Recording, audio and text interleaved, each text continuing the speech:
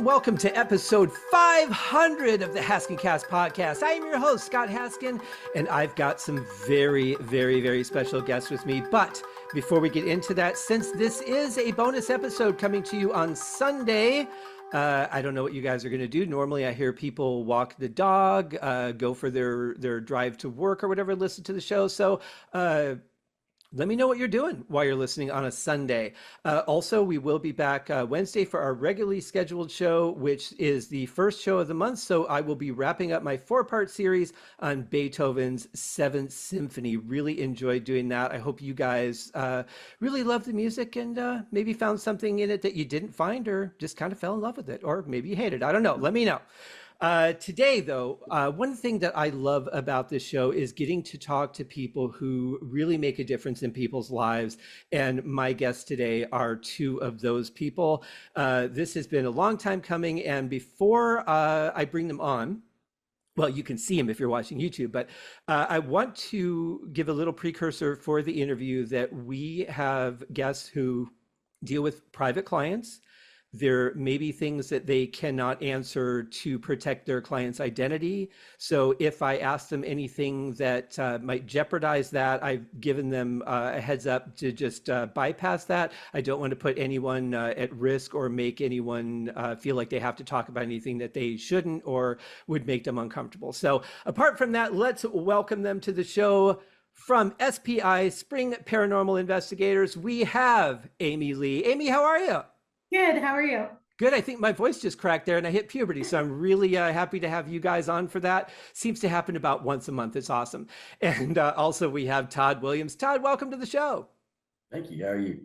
I'm doing very well, thank you.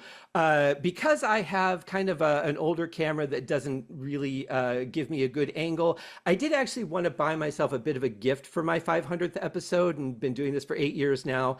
And I wanted to do something that related to you guys, so hopefully you'll appreciate this. But I did get myself a nice Ghostbusters love it. t-shirt. Love it. We've had some good back and forth over Ghostbuster memes on Facebook, so I thought you might appreciate that. I want to ask you, because you guys go out there and really do this. You're really helping people that are under duress. There's something I feel that it's a bit of a connection to weather. If somebody's bullying you, you have some ability to defend yourself against it. If a tornado's coming after you, there's only so much you can do. But what do you do when you can't even see what's on the other side of the danger? Amy, I'll start with you. This has got to be a really scary time for the people that you work with. It is. We've pretty much every member of my team in some form or fashion has been there. We have been on the other side of this, in their shoes at some point. So I think in a way, as hard as that was to go through for us, it helps all of us to be able to relate to them and understand what they're feeling and what's going through their minds, and that they're trying to protect their family from these things that they can't see. And I think that helps us to be able to talk to them and comfort them in some way of, look, we've been there, we got through it, we're going to help you get through it too. Yeah, that makes sense. And I would imagine that the psychological side of what you do is important, just making them understand that you're there to help them. You don't think they're crazy. Mike, when you go into these people's houses, do you find that there's an element, or I'm sorry, Todd, do you find that there's an element of, we need to kind of calm everybody down before we can even set up and do anything? Yeah, absolutely. I mean, we're coming in, their first thought is, hey, they're going to think we're crazy. Nobody's going to believe us. There's no way. And we come in, I mean, we understand. We've all been there. We know pretty much what they expect. So yeah, I would imagine that even just to get to the point where they feel comfortable or desperate enough to reach out to you in the first place and say, hey, we've got some things going on that we don't know how to deal with, help. Right. Yeah. The initial call always goes to me. I do all of that. And it's, everybody's different. Some people they're defensive about it because they think you're going to think that they're crazy. So they're calling, they're almost angry about it. Well, is this even real? Can you guys even fix this? And they'll kind of come off with this attitude. And you could get defensive back, but you got to understand where it's coming from, and I do. Mhm. Right. So, very quickly, I'm like, I understand. I get how you're feeling. Let me explain how the process works, what we do. And usually in about 5 minutes, we're past that. And they're like, okay, you're what I need. Good, good. I think it would be important to kind of understand the difference maybe between like a ghost and a demon energy. What would be a good way to explain that to the audience? Huge difference. So, Absolutely. I mean, we've talked about this in our team, and we kind of almost hate that it's in the same category, if you will, Mhm, because there is such a massive difference between a ghost and a demon. mhm. Yes.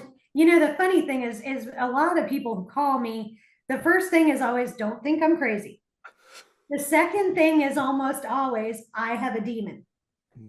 And it's I'm sitting over there going, no, probably not. Probably not. I mean, are they real? Does it happen? Yes. Absolutely. Mhm. But it is far more rare. Usually the case is a malevolent spirit that is kind of taking control. And, if you have multiple spirits, you got that malevolent that's kind of leading the pack, Right. and usually that's the case. There are times where it is a demon, obviously, but that's never the first go-to of, oh yeah, I'm sure you probably do have a demon. No, you know. Right. Well, and that's certainly the hope anyway, that's not the case.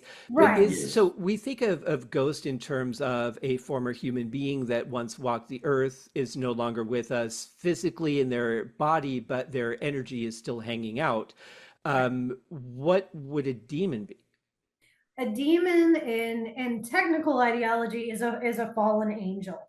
However, there are, and we've kind of seen this where there are, I guess you would say, people, so to speak, that are condemned to hell. Just depending what your religious beliefs are. So all of this is very in theory, right? But Mhm. people that have been condemned that have chosen to go that path and basically become a demon, or we call them wannabes. We have a lot of little inner team for them, but Striving for that power for the wrong yeah, reason. And yeah, they Yeah. they've been basically told by those entities that, oh, you do this for me and we'll do this for you. And so there's definitely a lot of that kind of thing that goes on, where they're not actually demons, but they are aligned yes. Mm. with those kind of entities. Very rarely do you deal with full out fallen angels in these situations, Right. even for a specialty team like us. I mean, Mhm. that stuff is very rare. Yeah.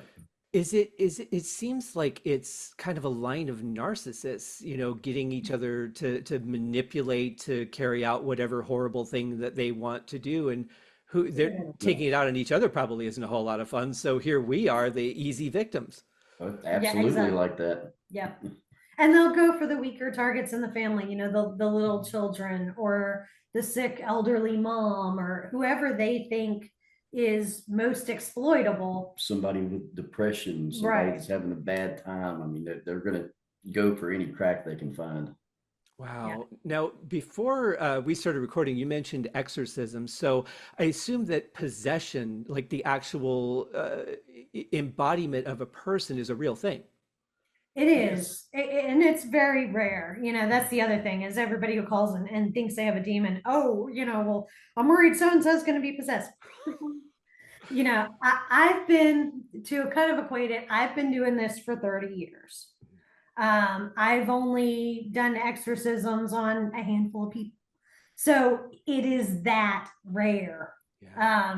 And we deal with more of these types of cases, of course, than a normal team does, because we are by definition a specialty team. Right. That's what we do, is we only deal with the worst of the worst. Mhm. So, a lot of times people call and, they might have a Casper kind of situation going on, and I will often refer that to another team Oh, that can help them, to reserve us for the severe The bad cases ones. that not everybody Yeah. is equipped to take.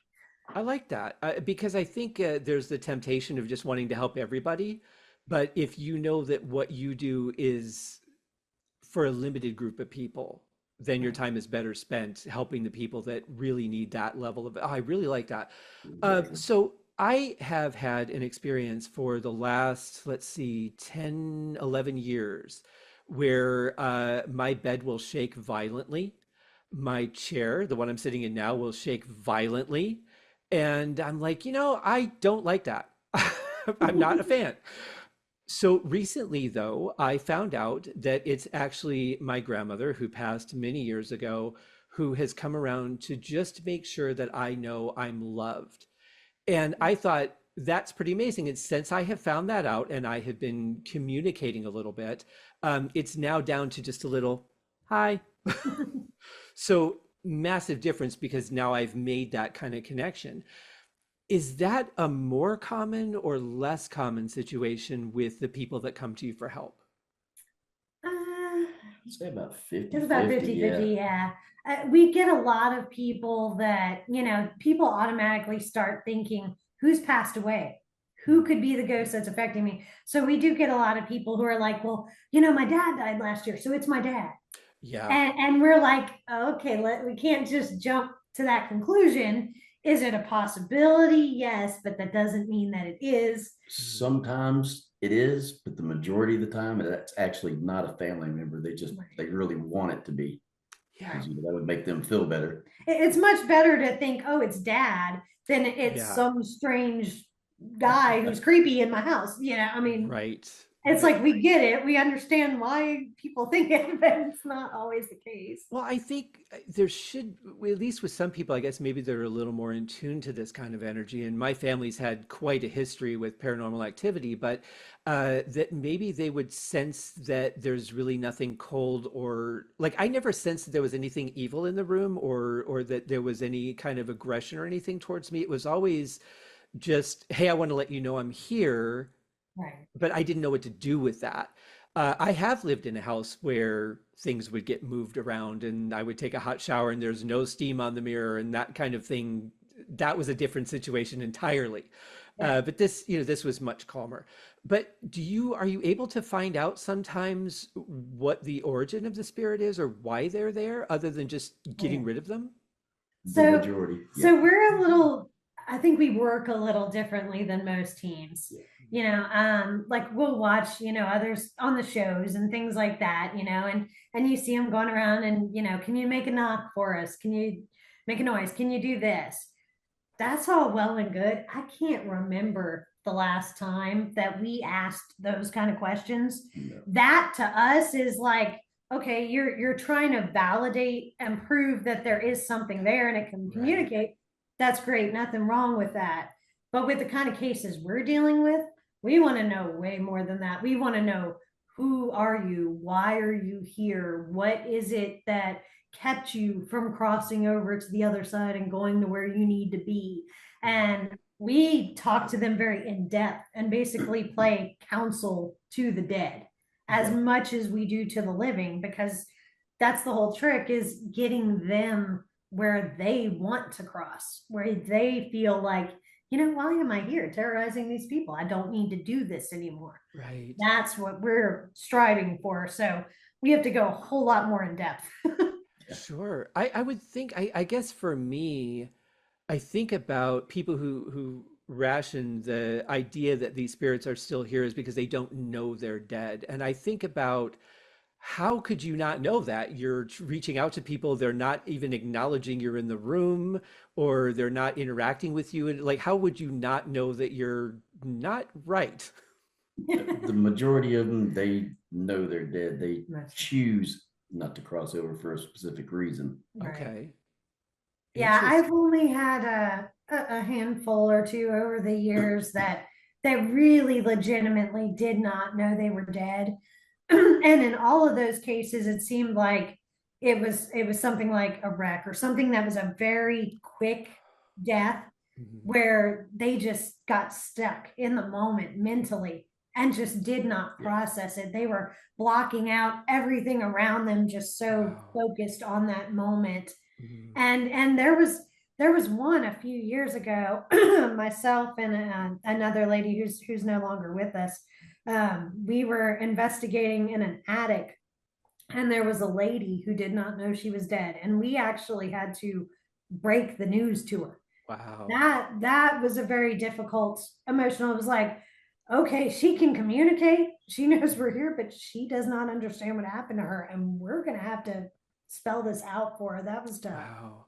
Is it difficult to, I mean, because you're both good people, is it difficult to not get attached to your clients or to the situation, maybe like let your heart get in the way a little too much?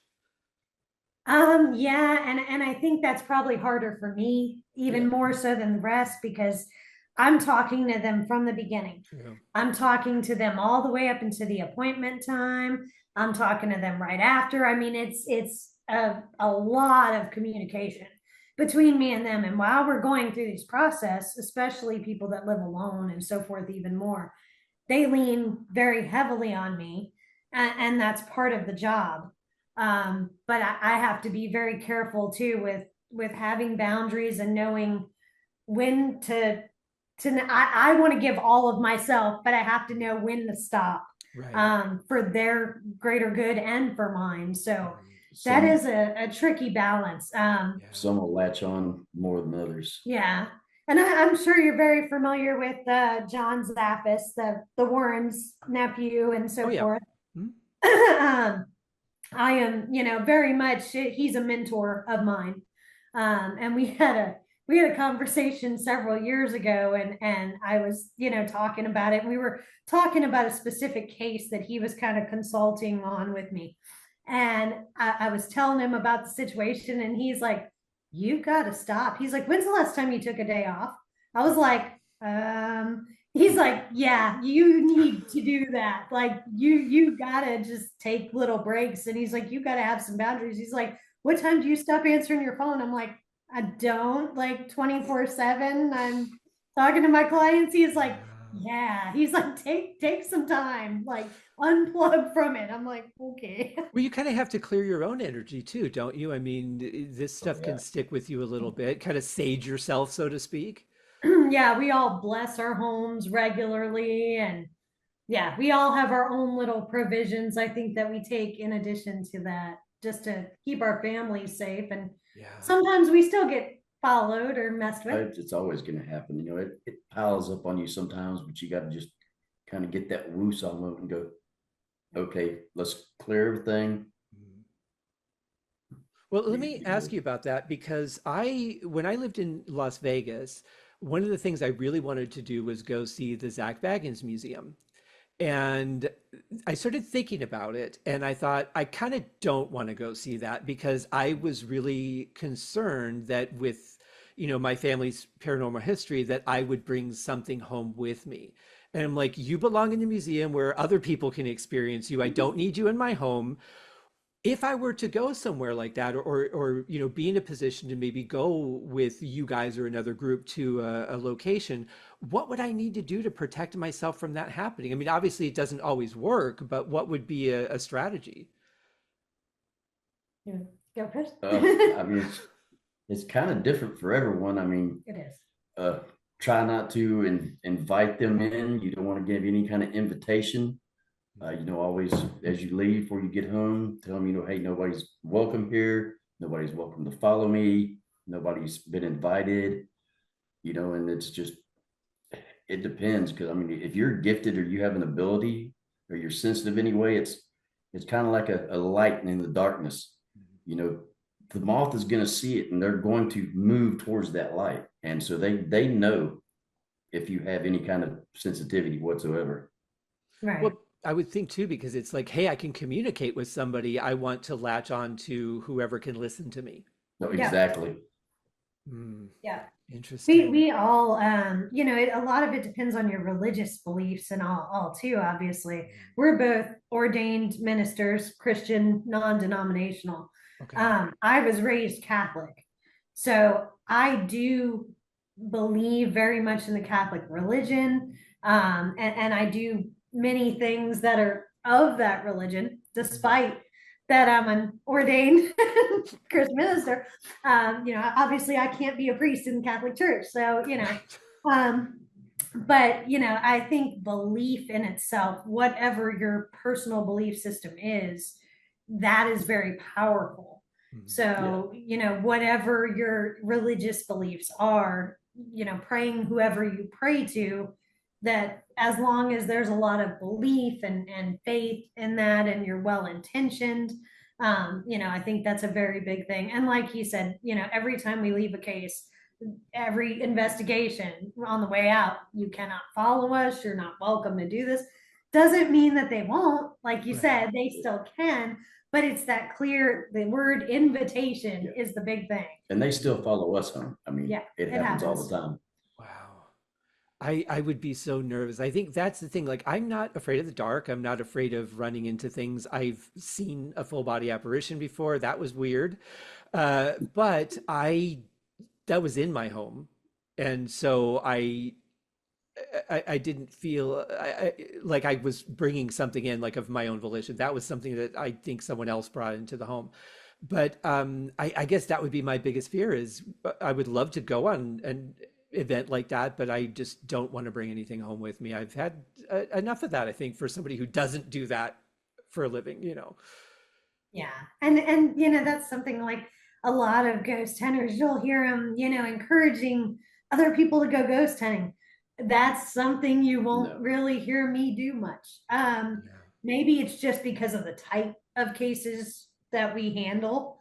But that makes you a little more leery, and you realize in doing that some people are more susceptible to things, or it can be dangerous. Yeah, it really can be. And we see that side of it a lot more than the average person. So I'm a lot more guarded about that. Like, if you're going to do it, there's a lot of rules. Don't do it alone, and be careful where you're going and what you say and your intent, and, all of these things. And I'm very cautious about all of that. Yeah, I mean, you have to be.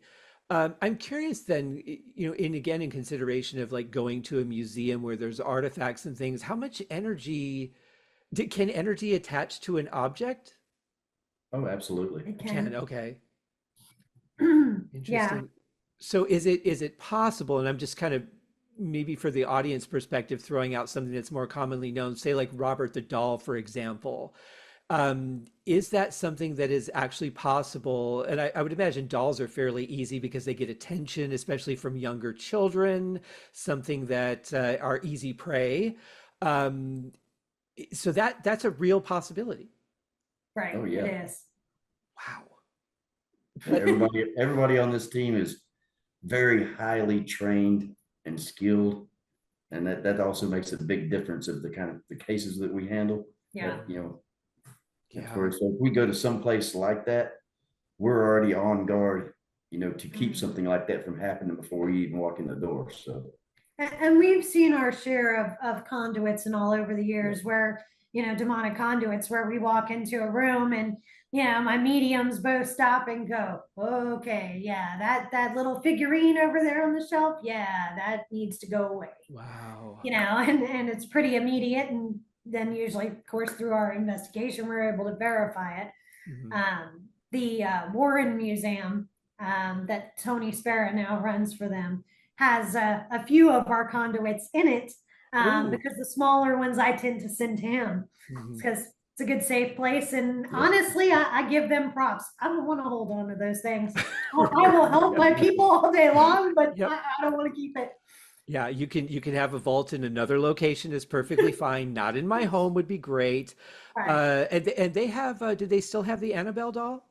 They do. Yes. Yeah, that's an amazing story in and of itself. I guess I find it interesting that they would want to attach to an object. What's the logic or the need for that? A lot of the time with the object attachments like that, when it's a negative thing, it's either a malevolent spirit that's intending to do some kind of harm, or, again, depending on religious beliefs, or a demonic type entity who's using that as a way in. Not so much that they want to possess the object, their goal is to possess an individual, but it's a way of getting indirect invitation. Yeah. I like the doll, so I picked the doll up. I brought the doll home and told the doll its home is here. Now I've inadvertently, unknowingly invited this spirit. Yep. Now, I don't know if this is a question you can answer, but do you find that that's more common with previously male spirits? Because I would imagine once you've passed, the kind of male female thing isn't so important anymore. It's about 50-50. Yeah, I'd Oh, say. really? Okay. Yeah. I just, I Yeah. just, I find men to be more manipulative, so I just assume it carries over. So I want to ask you guys a little bit about the equipment because I find some of these things that are used really fascinating, and I'm thinking in terms of when you guys have helped like ghost hunting beauties and some of the tools that you've used there. When you're using something like a light up object, for example, and you're saying, make it flash for yes and, make it flash twice for no, or whatever method you're trying, is there a way to tell the difference between a truth and a lie? So, The test. there's a few things you can do, and this is where I tell my clients all the time. I'm like, we're going to show you this footage, and you're going to see us communicating with them through this gear. Mhm. The last thing I want my clients to do is go pick up some of that gear at the store and sit it there and start trying, because that's Don't what I do tell that. people all the time. There is a knack to looking at these responses and properly gauging them and not misunderstanding. Mhm. And one simple misunderstanding can lead to a huge kettle of worms and a Yes. massive wrong direction in the case. So you've got to be very careful. One of the things that we talk about that we always identify is if you watch any of the crime shows like Criminal Minds or any of that, they talk about the serial killers have a signature. Yeah. For lack of a better term, that's what we've called it too, is when they respond. For instance, say we're talking to someone on the flashlight, you may have one that comes and they're very soft touch with it. Takes them a minute to get it on, but they're real quick to turn it off. You may have another one who's really quick on off. They're precise with it, and they're setting off the REM pod every time they turn it off at the same time. So every single one of them is different. They all pick different gadgets. They decide what they like. I like this light, or I like this flash ball, or this alarm, or this REM pod. And usually once they've picked, they will stick with that gadget, and the response will be the same. It helps us because sometimes another spirit may come into the area we're investigating, and then another device starts going off. Or it may be, we have two flashlights on the ground, but the other light is going off now and it's different. We'll always look at each other. Oh, look, you see the signature? Because we're knowing that is not the same spirit. And they may even want you to think it is. So you've got to be really paying attention to all those nuances. And then, pretty much all of us are gifted in some way at different levels. It's hard to explain that part, but there's like a feeling in the room where a lot of times you can tell, you just know this is a genuine session. The spirit was being honest and genuine with me. It was straightforward. There was no reason in this case for them to lie to us. And you can just tell. Other times you walk into a room, you kind of know you're dealing with somebody a little shady. And there are times we ask questions and, is that a yes or a no? We know the answer is a no, and they trigger the gadget and turn it on and tell us yes. And I mean, Todd's seen me do it 100 times where I sit back and go, okay, now tell me the truth. And then we get a different response. It's like, yeah, that's what I thought. They can definitely lie to you. Yeah, I would imagine they need a minute too to realize who you guys are and what your strengths are and kind of realize what they can and can't do to try and manipulate you because they don't necessarily know when you walk in the house that you're experienced at this. Yeah. They often know more than you would think. It can be surprising. A lot of times they know we're coming before we get there. Yeah, the clients will tell us like the day before y'all got here, everything started going crazy, and they've continued. And well, I mean, you think that the clients are probably talking about it, and maybe they overhear the phone call and the conversation and that too. But have we figured out anything about how their energy works, how they're able to manipulate physical objects or communicate? I mean, what do we really know? So, in what little we have been able to verify there, it does appear it's different for different ones. Yeah, it is. For instance, with the flashlight, we can tell that some of them are projecting their energy towards the light to turn it off and on. You can kind of tell in the way the light comes off and on and the speed and that kind of thing. Other times, we've been close where we can actually see the edge of the light turning, and you can tell that they're actually physically manipulating it. There's been times I've picked up flashlights that should have been hot because they've been running for an hour in a session with us, and the light's freezing cold because they were holding it, hand manipulating it. And draining the energy. Yeah. You know, it varies. Sure. I think I could understand the first example because that seems more like a form of telekinesis almost. But I guess where I get a little lost is the physical contact, because they're not, I have a hard time understanding like how people say time is not linear. How is that possible? I don't get it, because we had this and now we don't have that. That's linear. So how can somebody that doesn't have a physical, like, I guess it's just energy it's still physical. We just can't see it. It just changes forms. I mean, whether you're living or you die or wherever you go, energy is energy. I mean, it's when you boil a pot of water, it turns into steam. It's still water. It's still the same thing. I mean, similar to that. I mean, the ones that really amaze me, I mean, the gear is just the tip of the iceberg with that. You know, we've had cases where we're locked in rooms where the door doesn't even have a lock on it. And they basically made that door almost like concrete. It's not moving. You're not getting out. You know, we've had cases where we've had tons of equipment like on a table, and it's literally in front of our eyes, been lifted off the table, picked up and thrown across the room, multiple pieces. I mean, and things with some weight to them at that. You know, so I mean, the flashlights and the gear, it's interesting, and it does make you question, but it's just the tip of the iceberg when you see that stuff. Sometimes they'll even visit some of us the night before a case or a week before. Really? So we'll already have, you know, some information. Yeah. So they know how to find you before they even meet you. Usually about 2 weeks before we start a new case, as far as actually going to the location, our mediums will start having little things happen that they'll start reporting to us.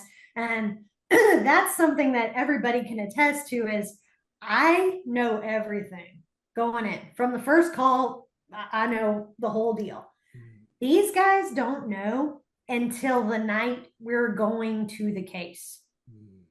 I'll have them, you know, those who want to read the claims in the car on the way there so that they have some idea what they're walking into. A lot of times, Lynette, you know, our primary medium, she'll say, I don't want to know.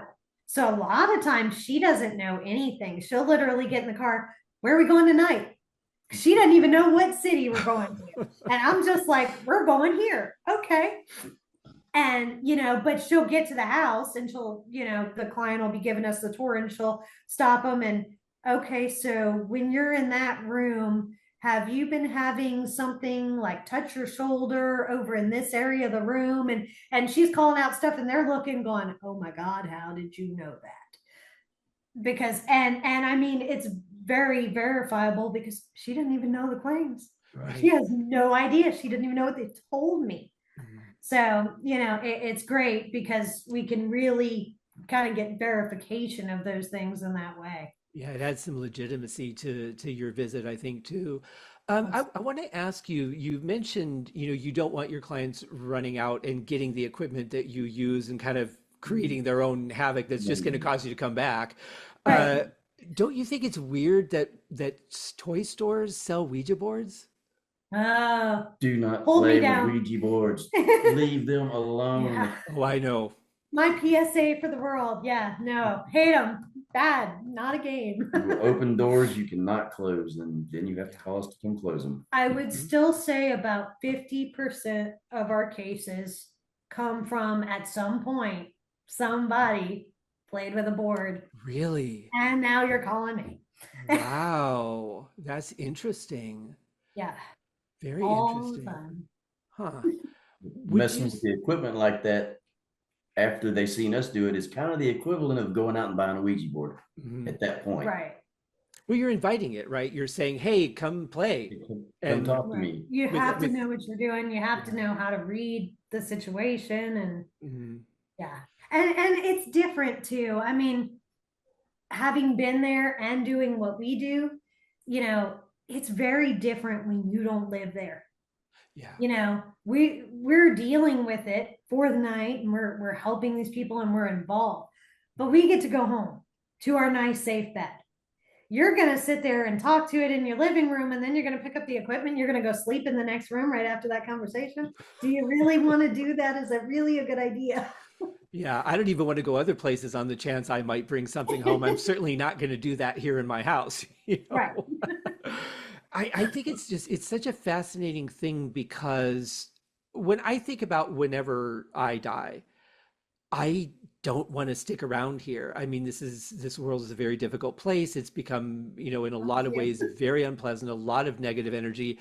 Why on earth would I want to say, I'm going to volunteer some extra time? Like that just, I can't relate to that.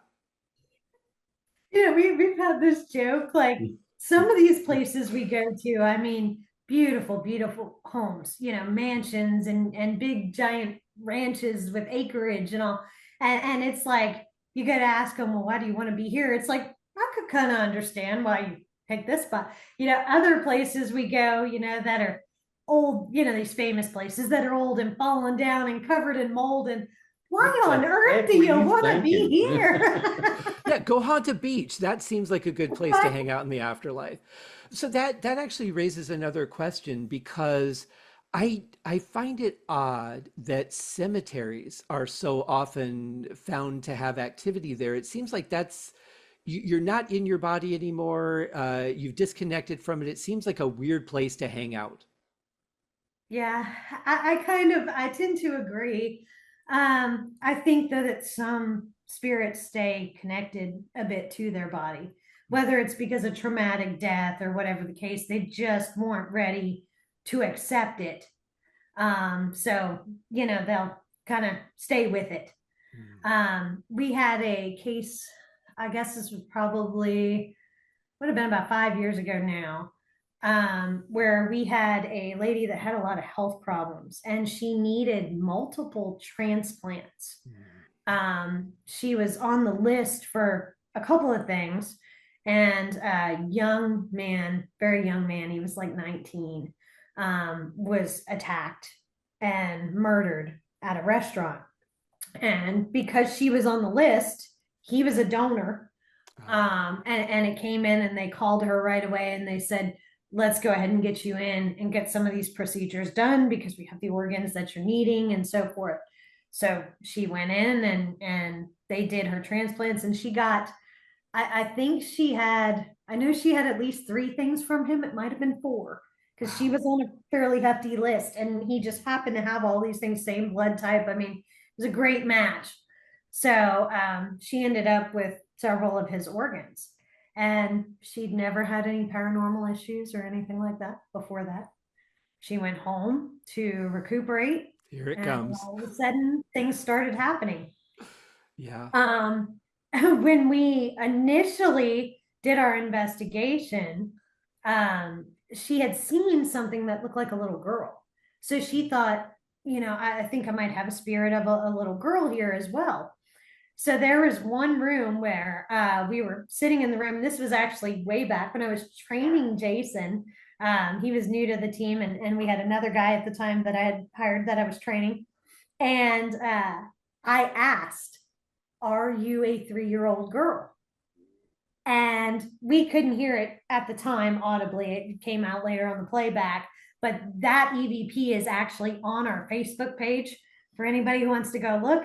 You will hear me asking, are you a 3-year-old girl? And you hear the response, no. And it's this very deep, long male voice that was definitely not a 3-year-old little girl. So, and turned out, of course, that was our guy. We uncovered he had been basically like blitzed, attacked in this bathroom. He'd been up to some not so great activities. He knew some not so great people. And somebody knew he was going to be there, and they basically just jumped him. Because he was so young, he was very angry, not just about the way that he had been killed, but that he was killed at all. He was, I want to go skateboarding and I want to go do this and I want to go do that. And I don't understand why, my life's taken away. And she's got all my parts. She can go on and live, but my life's over.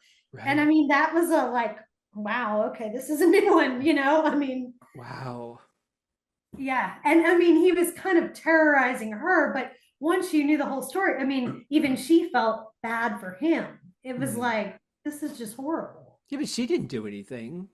Right. But the sympathy, I mean, he was Yeah. a really good person, but No, but I mean, for him to be angry at her right. because he ended up with his body parts, I mean, that's not fair to her because she was just the recipient. She didn't kill him to get his stuff. Now, if Right. that had been the twist on the story, that'd be different. Right.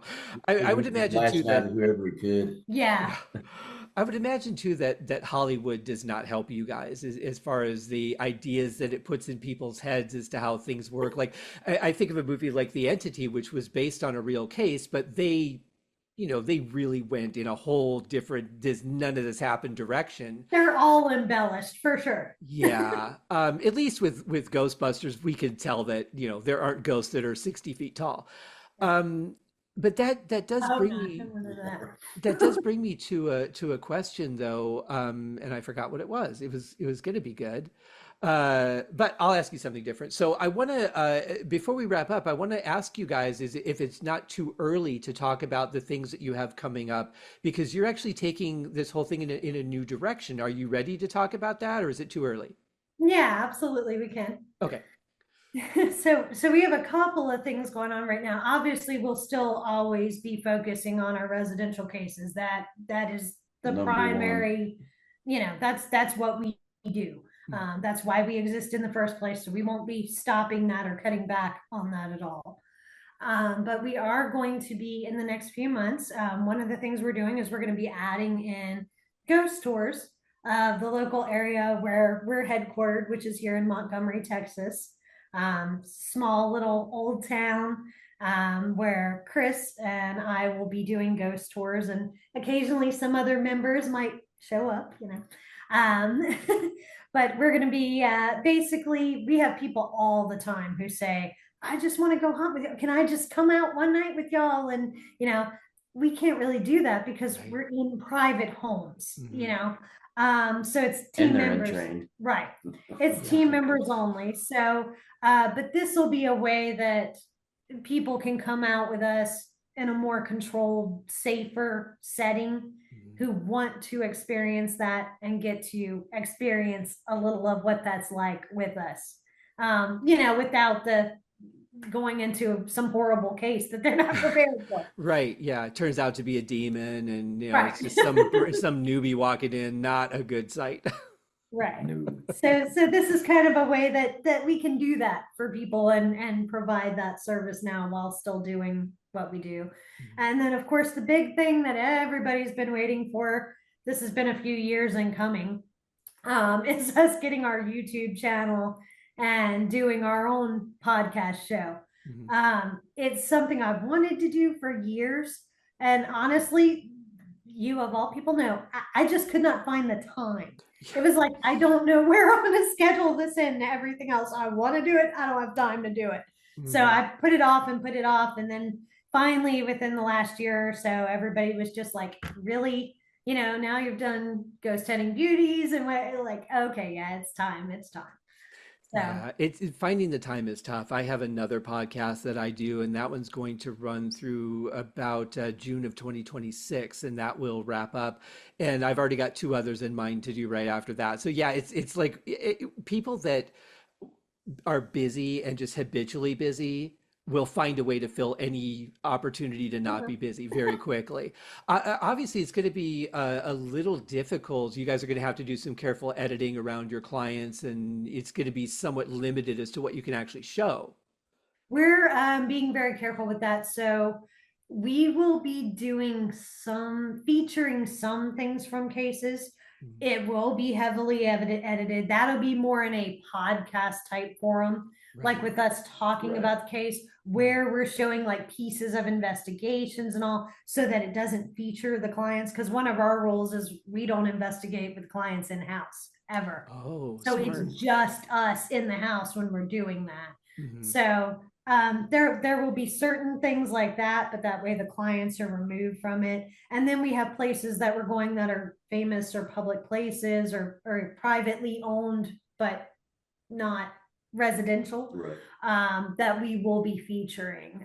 We actually have a big trip on our agenda out to West Texas next week for one of those locations. So nice. I'm not going to give that away just yet, Sure. because that's going to be either our season starter or our season finale. I'm not sure which yet, but where's my bag? I'm ready to go now. yeah.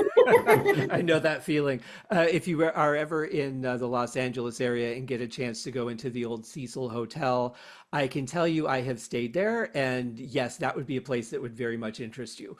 I'm really excited for you guys. Do you have a time frame on this currently, or is it still just kind of in development? It's in development. It will be fall. Okay. But I haven't set an exact date yet, just because with everything going on, we have had a few setbacks. So I'm glad that I haven't. I don't want to disappoint anybody. So I'm not going to give an exact date till I know I'm sure that we can get it out by that time. Smart. Obviously we've had some changes in team members over this past year. We've had the intensity of our cases, I think, continues to seem to build every year somehow. So there's dealing with that, and a lot of people forget we all have day jobs. Right. Everyone on my team has a day job. So we literally work all week. We have our families. I mean, Todd still has kids at home, and then we go out, on weekends and we do this all weekend. So it's a lot, and then for me, I have all the other and the review and the clients and now the ghost tours and so it's wild. Got off of work, ran home, scarfed down food, changed clothes, and bulldozed through the storm to try to get here for an hour. Well, thank you so much. I appreciate you doing that. I could have delayed, no problem. I'm very flexible. Not make you feel bad. Yeah. No, dedication, man. Right. Yeah. And excitement. Sure. I know what I was going to ask you. So I had a theory a while back, and I'm not sure I 100% believe it, but I think it's possible. It seems like any case I've ever read regarding what would be considered or termed poltergeist activity seems to be around families that are lower in income or in a time of struggle and also have young children, which led me to start thinking, is it necessarily a spirit or a demon, or is it maybe the child's telekinetic energy manifesting because of fear or anger? And that made me start thinking, are there any cases that you guys have been on where there's really nothing going on and it's actually the person that's causing their own situation? We've had one, and it was quite some time ago, that I would say was like a true poltergeist case. And that sense of it was actually the person's energy causing things. I kind of hate the term poltergeist, to be honest. It's one of those terms that gets so overused that it becomes like an umbrella term, and everybody just, oh, it's a poltergeist. Well, in London and in England, that has a different meaning than it does over here. And so there's a lot of regional things with that as well. So it's tricky. I don't like the term much. True poltergeist activity is, like you said, it's originating from the individual, not from an outside spirit. It's often present in a home where you have girls that are, I'd say, between the ages of like 11 and 14. And doesn't have to be, but that's a really common thing. It can be with adults and all too, but more rare. But there's a lot of cases where the activity is extreme. Things are being thrown about and this kind of thing, and cabinet doors are opening and people are like, oh, it's a poltergeist. real careful with that. Don't just jump to that assumption because you could have a spirit that's doing these things trying to get attention too, and you don't want to overlook that. See So, me, I'm here. See me, yeah. talk to me. Right. Well, I mean, yeah, every UFO is a mothership and every ghost is a poltergeist. And I mean, people tend to go to the worst or biggest case scenario, right? Because that's more exciting. You know, if you just say, I have a ghost or I have some weird activity, people don't take that as seriously as I have a poltergeist in my house. Then they're going to be like, you need to get help right now. You know, there's like a Right. sense of urgency difference between the two. I could talk to you guys for hours. I want to thank you so much for being so generous with your time, Todd. Thank you so much for rushing over, and it really means a lot to me, especially after as long as we've been trying to put this together and all that. I wish you guys the absolute best of luck when you get ready to launch this. If you want to come back on the show and have me help you promote it, I would absolutely love to do that. Anything I can do to help you guys, because you're helping other people and that's really important. You guys are very specialized in something that not a lot of people have the experience or knowledge or really the guts to do, because it's not just a matter of knowing what to do, it's the ability to walk into those homes and do it. And that I think is not talked about enough. For us, a lot of people, we get that a lot. I don't know if I can curse on here, but Oh yeah. we get a lot of, people walking, man, y'all are badasses, like y'all can do that. That's so, and I mean, it's a nice compliment, I mean, I guess on some level we appreciate that, but It comes with a cost. yeah, and it's not about that for us, especially for the two of us sitting here, for sure, I can say it is a calling. Yeah. I believe that this is why God put me here and this is what I'm supposed to be doing. We have had a lot of strife and we get illnesses over it. We get all kinds of things because of dealing with this stuff. And there have been times in the past, my husband, he's on the team, but he is behind the scenes on the team. He does not come to cases with us. So, there's been a lot of times he'll sit me down and he's like, yeah, it's just getting so extreme. Like, maybe you should think about not doing this. And my comeback to that has always been, at the end of the day, my number is out there. It's all over the place because it's been there for years. Somebody's going to call me if I quit, and they're going to describe their situation and talk about what their kids are going through, and they're going to beg and plead with me for help. I'm going to know I could have helped you, but I just didn't want to do this anymore because I couldn't handle it. I can't handle that because I know if I quit, that day will come, and I can't live with that. I like that perspective. I can't quit. Yeah, no, I get you. Is it the same for you? I was actually a former client, which is an odd thing for this team. And it was in a very bad way, in a really bad case where I'm at. He had a demonic case, or a legit demonic case. And to have somebody come in and help me and help my family and figure out that, I was capable of doing these things, I would never do anything else. There's no way I would stop, to be able to give to others what was given to me and my family. That means more than anything else. Well, you of all people could appreciate what you're doing more than anyone else. So it's like, looking through the other side of the mirror. I mean, I know what they're going through and how they're feeling, to know that they have somebody to help them. I mean, that's what makes it, man. Yeah. Oh, for sure. Well, thank you guys so much, not just for coming on the show, but for doing what you do, for following that calling and having the fortitude to walk into every house that you walk into and do what you can to help these people that need you, because who else are they going to turn to? Thank you. I was not going to say who you're going to call. I was not going to do it. S.P.I. That's right. That's right. Well, you guys have a wonderful evening. Stay safe in the weather out there, and come back and let me help you promote when you're ready to launch. For sure, man. Awesome. For you guys listening, thank you so much for joining me on this special episode, and we'll see you guys on Wednesday for that Beethoven wrap up. Cheers.